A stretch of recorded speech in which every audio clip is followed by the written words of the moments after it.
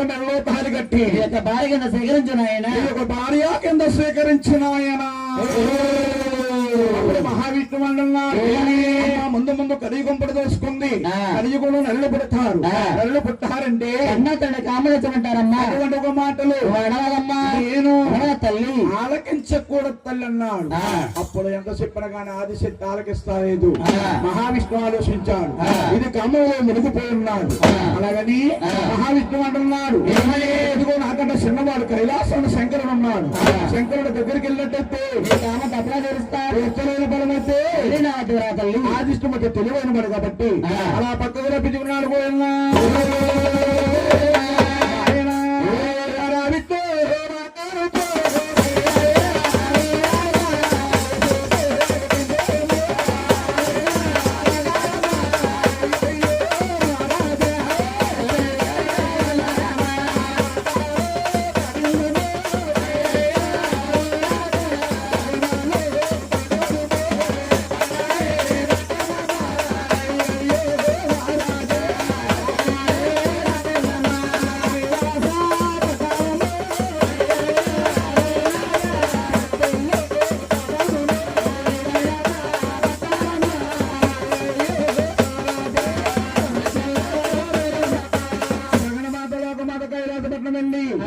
గౌరీ శంకర్ అంటుంది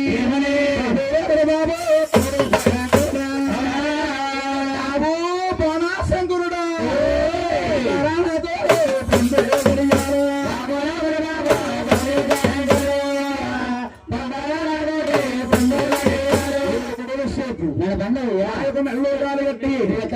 సేకరించిన ఆయన అప్పుడు మహానుభావుడు శంకరుడు అంటున్నాడు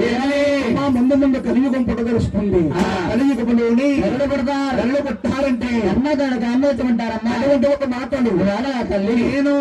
తల్లి నా తల్లి